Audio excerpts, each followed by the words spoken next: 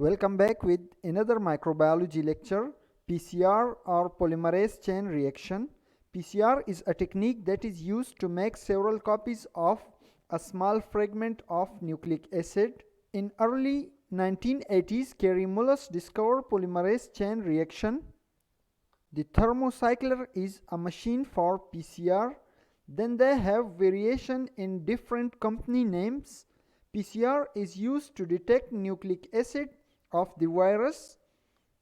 They may be DNA or RNA, and to find out the specific targeted sequence of nucleic acid.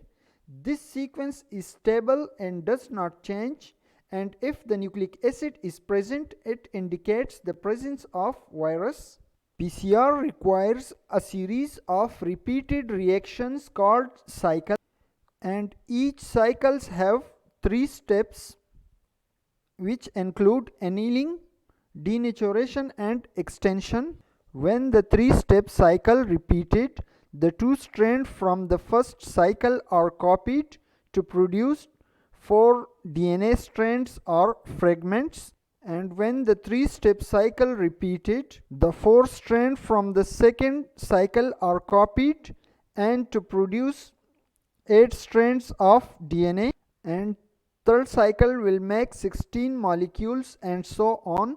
That's why PCR is called chain reaction, and we can produce billion of inexact copies from a single fragment of DNA. PCR is made up of 2 words, that is polymerase, an enzyme which make polymer of any other molecule, and chain reaction, which is a type of chemical reaction.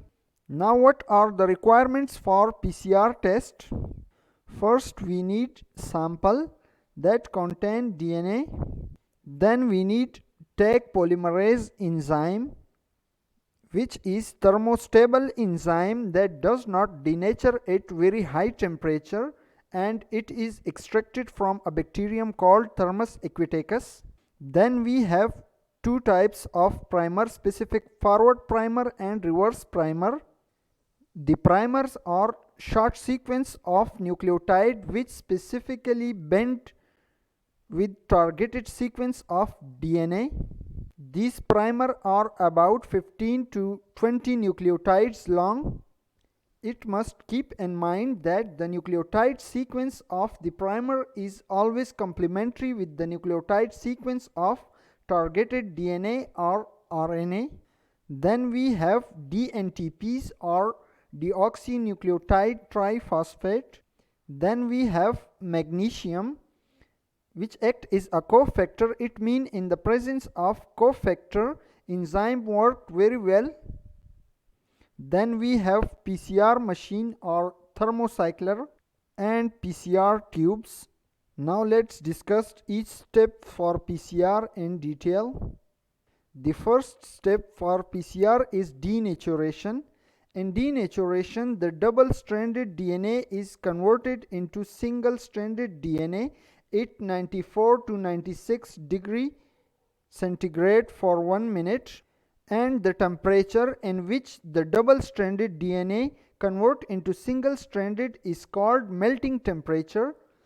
The DNA which have higher guanine and cytosine nucleotide have higher melting point because in between guanine and cytosine triple hydrogen bonds are present.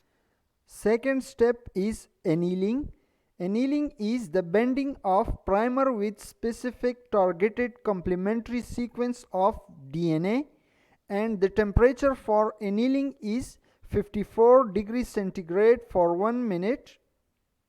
The primer provides 3' OH, which is needed for DNA synthesis during PCR. Next step is extension. Extension is the bending of Taq polymerase enzyme with primer at 72 degrees centigrade for 1 minute. The Taq polymerase enzyme add the nucleotides and complete the double-stranded DNA. So one cycle have 3 steps: denaturation, annealing and extension. and PCR require a series of repeated reactions called cycles. Now, application of PCR.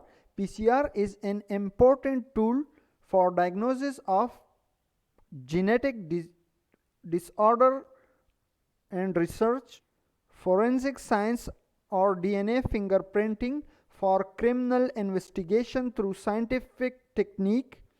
It have role in food and agriculture, in consumer genomics, environmental microbiology, in medicine for detecting infectious organisms and discovering variations and mutations in genes, especially in human genes, and phylogenetics. It also have role in pathogen identification, that is hepatitis B, hepatitis C, HIV, bird flu, herpes virus, etc. Thanks for watching. Subscribe my YouTube channel for conceptual microbiology lectures.